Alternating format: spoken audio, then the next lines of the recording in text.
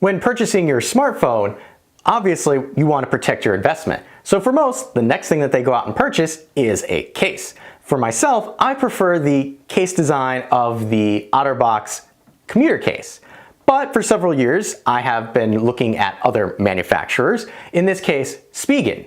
I got a Pixel 2 case, review over there in the corner, which was the Slim Armor, and I loved that case. It was great. So obviously when I got my Pixel 5, I went back to Spigen to look for cases. Well, they don't have a Slim Armor case for the Pixel 5, but they do have their full Tough Armor case. Hello, I'm Wanderer001, and this is my review of Spigen's Tough Armor case for the Google Pixel 5.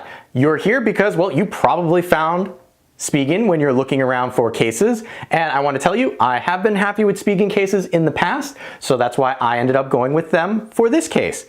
What you're looking at with the Spigen Tough Armor, and we're just going to put our Pixel 5 over to the side right now, is a three-part system. And they call it a three-part system because, one, you have your outer shell, which is made of polycarbonate, which, if you think about it, is just tough, rigid plastic. You'll see there is a little kickstand there, which I do appreciate that they have on this line. I'll talk a little bit about that later, but just know if for whatever reason your kickstand comes out, it just slips back into place. So if you ever find it out and about like this, you just line things up, slip it back there. There's two little notches. You just lay it down right in there and it clicks back into place. So just know if it's ever loose, it's meant to be that way.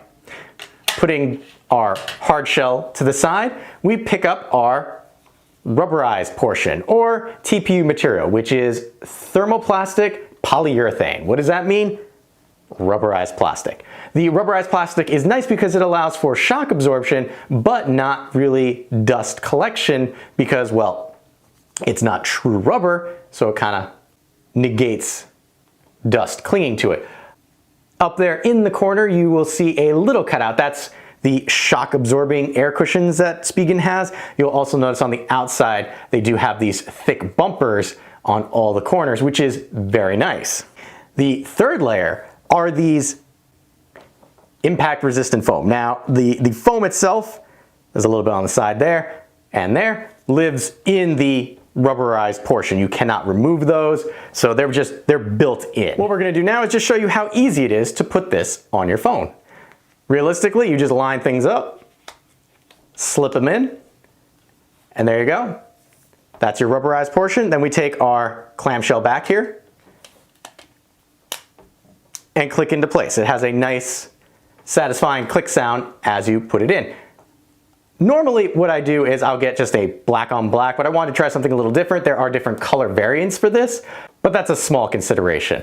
On the back, you do have the cutout for your fingerprint sensor, which is really nice. There's a nice little channel that leads you right there, and a big cutout for your camera array right there. I do wish that it came a little closer or didn't have quite as deep a channel, because when I'm going, I do find myself accidentally coming over here instead of there. It's a minor gripe. Again, here we have our kickstand, so if we pop that out, you can actually watch a program thusly. However, you can't really watch it this way because it just it deeply bends into that. So it's really meant to be used in this mode.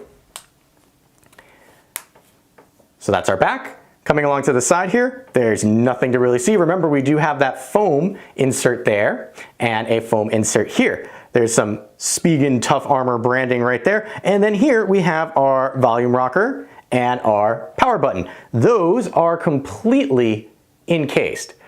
And I like that, but don't like it at the same time. For reference, here is my Spigen Slim Armor for my Pixel 2. And yes, those are cut out so you can have dust get in there. However, when you're working up the side of the case, there is a definite feel to where these power button, where the volume rocker is and the power button. On this side, if you're working your way up the case, there's not really enough differentiation between the side of the case and the volume rocker. Yes, the grooves on the power button let you know, but if I'm taking this out of my pocket, I end up going all the way up to the power button and then sliding back down to my volume rocker because there's not enough distinct difference between that and the side of the case. I will say They are very clicky and responsive, which I do appreciate. With the layout of the case as it is on the side here, you'll notice that it cups or comes around at the bottom of your volume rocker and at the top of your power button. Now I've had a similar style case configuration around the buttons like that before, which was an Aegis series case for my Moto 2X. And it's not something that I particularly care for. If we come around to the front and I come up to where the buttons are, you can see that there's quite a bit of give as opposed to the other side where the clamshell comes up and locks it into place. Likewise, if I come down lower, you'll notice that below and above, there's no give, but right where those are, there's some give.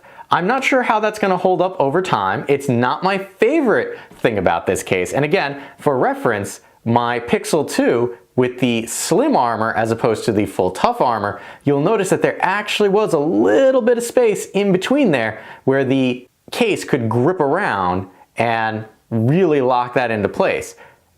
The button configuration on the Pixel 5 isn't really any different than your Pixel 2 here, so they could have brought this up and around, but they wanted to make these super chunky buttons.